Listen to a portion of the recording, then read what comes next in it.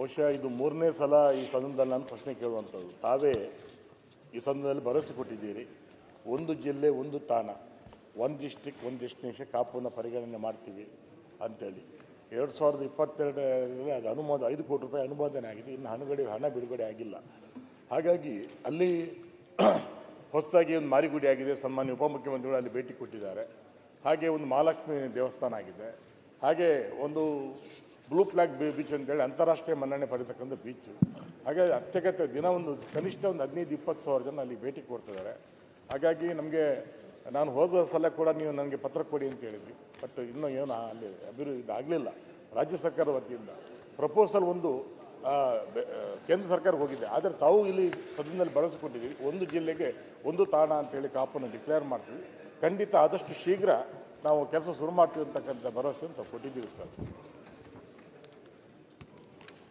ಸನ್ಮಾನ್ಯ ಅಧ್ಯಕ್ಷರೇ, ಮಾನ್ಯ ಗುರ್ಮೆ ಸುರೇಶ್ ಶೆಟ್ಟಿಯವರ ಆತಂಕ ಹಾಗೂ ಅವರ ಅಭಿಪ್ರಾಯಕ್ಕೆ ನಾನು ಬೇರೆ ಏನು ಹೇಳೋದಿಲ್ಲ. ಆದರೆ ಇಷ್ಟು ಹೇಳ್ತೀನಿ, ಈಗೇನು ನಾವು ಪ್ರವಾಸಿ ತಾಣ ಅಂಥೇಳಿ ಡಿಕ್ಲೇರ್ ಮಾಡಿದ್ದೇವೆ, ತಮಗೂ ಗೊತ್ತಿದೆ 75 ಲಕ್ಷ ರೂಪಾಯಿ ಅಂದಾಜು ವೆಚ್ಚದಲ್ಲಿರ್ತಕ್ಕಂಥ ಅದೇನು ಸಂಪರ್ಕ ಸೇತುವೆ ಹಾಗೂ ಕೂಡು ರಸ್ತೆ ನಿರ್ಮಾಣ ಇದ್ದಾರೆ ಅದನ್ನು ಪೂರ್ಣಗೊಳಿಸಿದ್ದೇವೆ.